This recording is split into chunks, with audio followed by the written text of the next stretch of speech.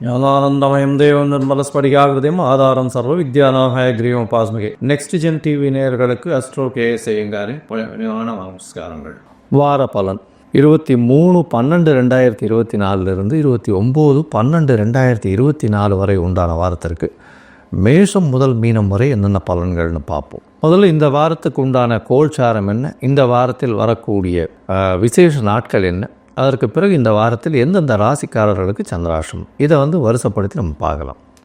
இந்த வாரத்தினுடைய கோல்சாரம் அப்படின்னு பார்த்தோம்னா, ரிஷபத்தில் குரு வக்கரகதியில், கடகத்தில் செவ்வாய் வக்கரகதியில், கன்னியில் கேதுவும், ரிச்சிகத்தில் புதன், தனுசுவில் சூரியன், மகரத்தில் சுக்கிரன், கும்பத்தில் சனி, மீனத்தில் ராகு. இந்த வாரத்தில் பார்த்தோம்னா அதிவேகமாக செல்லக்கூடிய கிரகமான சந்திரன் உத்திர நட்சத்திரம் கன்னியா ராசியிலிருந்து, அதாவது 2வது பாதத்திலிருந்து மூல நட்சத்திரம் முதல் பாதம், அதாவது தனுசு ராசி வரலும் போகிறார். இந்த வாரத்தில் பார்த்தடையானால் 4 ராசிகள், அதாவது கன்னி, துலாம், விருச்சிகம், தனுசு 4 ராசிகள் போகிறார். இந்த வாரத்தில் வரக்கூடிய விசேஷ நாட்கள் என்னென்ன அப்படின்னு பார்க்கும்பொழுது, இந்த வாரத்தில் 23/12/2024 அன்றைக்கி அஷ்டகா அன்வஷ்டகான்னு போட்டிருக்கும். அதாவது பொதுவாக ஒரு வருஷத்திற்கு 96 நாட்கள் தர்ப்பணம் செய்ய வேண்டிய நாட்கள் பித்திருக்களுக்கு உண்டானது. இதில் பார்த்தாலேயானால் அஷ்டகா அன்வஷ்டகா அப்படின்றது மார்கழி மாதத்தில் வரக்கூடிய கிருஷ்ணபக்ஷ சப்தமி, அஷ்டமி, நவமி இந்த 3 நாட்களும் தர்ப்பணம் பண்ணணும்.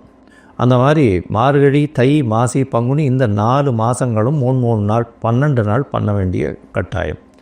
இது ரொம்பவும் விசேஷமானது, மிகவும் முக்கியமானதும் கூட. உங்களுடைய அருகில் இருக்கக்கூடிய சம்பிரதாயத்தை பேஸ் பண்ணி இருக்கக்கூடிய வாத்தியார்களை கேட்டு தெரிஞ்சுக்கோங்க. இந்த வாரத்தில் பார்த்தேடையானால்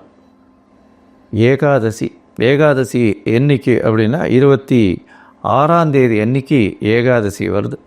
வைணவர்களுக்கு மிகவும் பெரிய ஏற்றமான காலம் இது. ஏகாதசி தேய்பிரையில் வருது. அதுக்கப்புறம் வளர்பிரையில் வரக்கூடிய ஏகாதசியில் பார்த்தேடையானால் அது வைகுண்ட ஏகாதசி. இது தேய்பிரையில் வரக்கூடிய ஏகாதசி. இதற்கு அடுத்த ஏகாதசி வைகுண்ட ஏகாதசி. அந்த ஏகாதசி அன்றைக்கே சுவாதி நட்சத்திரம். சுவாதி நட்சத்திரம்னு சொல்லக்கூடியது ராகுவினுடைய நட்சத்திரம், அதுவும் நரசிம்ம பெருமானுடைய நட்சத்திரம். அதாவது ராகுவினுடைய நட்சத்திரம் அப்படின்னு சொன்னாலே திருவாதிரை, சுவாதி, சதயம் இந்த 3 நட்சத்திரம் ரொம்பவும் விசேஷமானது. திருவாதிரை சிவனுக்கு ரொம்பவும் விசேஷம். ஆதிரை அதாவது திரு என்ற அடைமொழி கொண்டது 2 நட்சத்திரம், ஒன்று திருவோணம், இன்னொன்று திரு ஆதிரை. இந்த 2 நட்சத்திரமுமே மிகவும் விசேஷம். இதில் பார்த்தேன்னா ஆதிரை நட்சத்திரத்தை பொறுத்தவரையிலும் சிவபெருமானுக்கும், ஸ்ரவண நட்சத்திரம் ஓண நட்சத்திரத்தை பொறுத்தவரையிலும் பெருமானுக்கும் மிகவும் பிரசித்தியாக சொல்லக்கூடியது. இதில் திருவாதிரை நட்சத்திரம் ராகுவனுடைய நட்சத்திரம். அதே மாதிரி சுவாதி நட்சத்திரம் நரசிம்ம பெருமாள் நட்சத்திரம், லக்ஷ்மி நரசிம்மனுடைய நட்சத்திரம். அதே மாதிரி சதய நட்சத்திரம் அப்படின்னு பார்த்தாலே ஆனால் இந்திரனுக்கு உண்டான நட்சத்திரம். அதனால் ராகுவினுடைய நட்சத்திரங்கள் எல்லா நட்சத்திரங்களும் ஐஸ்வர்யத்தை கொடுக்கக்கூடிய நட்சத்திரங்கள். இந்த காலகட்டத்தில் அதாவது லக்ஷ்மி நரசிம்மரை வணங்குறது, அதாவது சுவாதி நட்சத்திரம் ஏகாதசி எல்லாம் வர்றதுனால லக்ஷ்மி நரசிம்மரை வணங்குறது ரொம்பவும் விசேஷமானது. இந்த 26/12/2024 அன்றைக்கி வரக்கூடிய ஏகாதசி அன்னைக்கு. அதுக்கு அடுத்த நாள் மகாபெரிவரனுடைய ஜெயந்தி வருது. 27ஆம் தேதி 27/12 அன்னைக்கு அவருடைய பெரியவாளுடைய ஆராதனை வருது. 28/12/2024 அன்னைக்கு சனி பிரதோஷம். சனி பிரதோஷம் ரொம்பவும் விசேஷம். உங்களுடைய கடன் தீர்க்கும், அதுவும் தேய்பிரையில் வேறு வருது. கடன் தீர்க்கக்கூடிய நாளாக வச்சுக்கணும். இந்த சனி பிரதோஷத்தில் விரதம் இருந்த இடையானால் கண்டிப்பாக பிரதோஷ கால பூஜையும் பார்த்துட்டு, அதாவது சாயந்தரம் 5:45 6:15 மணி வரலும் உண்டான நேரத்தில் பிரதோஷ கால பூஜையையும் பார்த்துட்டு, அதற்கு உண்டான தீபாராதனையும் பார்த்துட்டு, சிவபெருமான் வலம் வர்றதையும் பார்த்துட்டு, அதுக்கப்புறம் போய் அந்த பிரசாதத்தை சாப்பிட்டுட்டு அதுக்கப்புறம் உபவாசத்தை முடிக்கிறது பெரிய விசேஷம். இதன் மூலியமாக நீங்கள் நினைத்த காரியங்கள் அனைத்தும் நடக்கும். இருக்கக்கூடிய கஷ்டங்கள் அனைத்தும், உடல் நலத்தில் இருக்கக்கூடிய கஷ்டங்கள், அது தவிர பண கஷ்டம், கடன், இந்த மாதிரியான, அதாவது கடன் திருப்பி கொடுக்க முடியாத அளவுக்கு கழுத்துக்கு மேலே கடன் இருக்கிறது எல்லாமே இந்த சனி பிரதோஷத்தின் மூலியமாக குறையக்கூடிய வாய்ப்புகள் உண்டு. ஆயுள் கண்டங்களில் இருப்பவர்களுக்கு ஆயுள் கண்டங்கள் நீங்கக்கூடிய வாய்ப்புகள் நிச்சயமாக உண்டு. சரி, இந்த வாரத்தில் எந்தெந்த ராசிக்காரர்களுக்கு சந்திராஷ்டமம் அப்படின்னு பார்த்தோம்னா, கும்பம், மீனம், மேஷம், ரிஷபம் இந்த 4 ராசிக்காரர்களுக்கும் சந்திராஷ்டமம் இருக்குது. சந்திராஷ்டமம்னா உங்களுடைய பிறந்த ராசியில் இருந்து 8வது ராசியில், அதாவது 8வது ராசியில் சந்திர பகவான் இருக்கக்கூடிய காலகட்டத்தை சந்திராஷ்டமம்னு சொல்கிறோம். சந்திராஷ்டமம்னா சந்திரன் என்பவர் மதிகாரகன். அவர் மறையக்கூடிய காலகட்டத்தில் தவறான முடிவுகள் எடுக்கக்கூடும். அதனால் சந்திரன் மறையக்கூடிய காலகட்டங்களில் புதிதான முடிவுகள் எதுவும் வேண்டாம். எந்த ஒரு வெளியூர் வெளிமாநில பிரயாணம் வேண்டாம். இந்த மாதிரியான விஷயங்களில் சந்திரனை பொறுத்தவரையிலும் மறைந்திருக்கக்கூடிய காலகட்டத்தில் யாருக்கும் ஜாமீன் கையெழுத்து போடாதீங்க. ஒருவேளை நீங்கள் பண்ண வேண்டிய கட்டாயத்தில் நிர்பந்தத்தில் இருக்கீங்க அப்படின்னா சந்திரனுக்கு உண்டான எளிய பரிகாரம் அப்படின்னு சொல்லக்கூடிய பசும்பால் ஒரு 1/2 டம்ளர் அருகில் இருக்கக்கூடிய சிவன் கோவிலில் கொடுத்துட்டு போங்க பிரதோஷ காலத்துக்கு. அது உங்களுக்கு சந்திராஷ்டமத்தின் தாக்கத்திலிருந்து நிச்சயமாக விலக்களிக்கும். சரி, இந்த வாரம் மேஷம் முதல் மீனம் வரை எப்படி இருக்குது அப்படின்றத பார்க்கலாம். அதுக்கு முன்னாடி என்னுடைய மொபைல் நம்பர் கீழே ஸ்க்ராலிங்கில் வரும். உங்களுக்கு அஸ்ட்ராலாஜிக்கல் கன்சல்ட் தேவைப்பட்டதே ஆனால் நீங்கள் எனக்கு ஃபோன் பண்ணுங்க, உங்களுக்கு அப்பாயின்மெண்ட் தரேன். உங்களுடைய date, time, place of birth, உங்களுடைய பெயர், உங்களுடைய தாய் தகப்பனார் பெயர் அனுப்பி வைங்க. சந்தி இருக்கான்றதை பார்த்து முதல்ல உங்களுடைய ஜாதகத்தை போடுறேன்.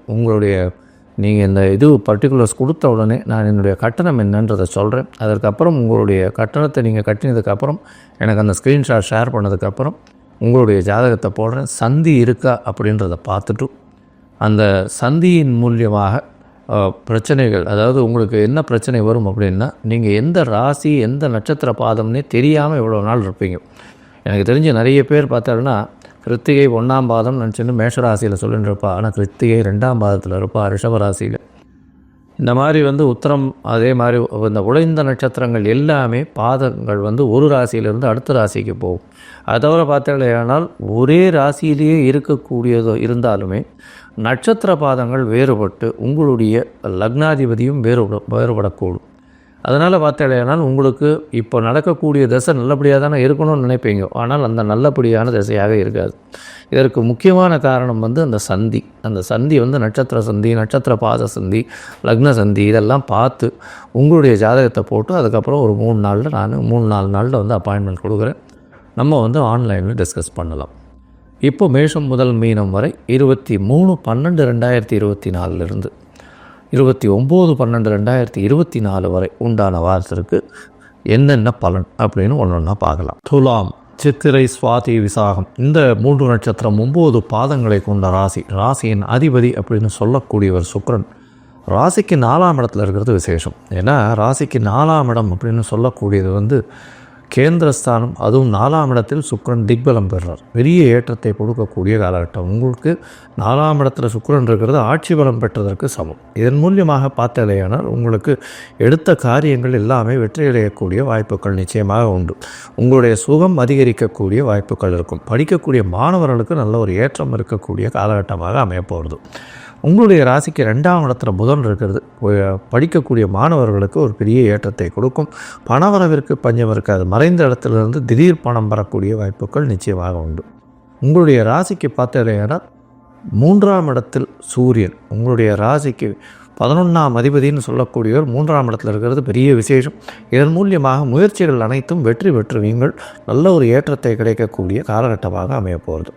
உங்களுடைய ராசிக்கு 5ஆம் இடத்துல சனி பகவான், சனி 5ஆம் இடத்துல இருக்கார். 5ஆம் இடத்தில் இருக்கக்கூடிய சனி உங்களுக்கு குழந்தை பிராப்தியை ஏற்படுத்துவார்.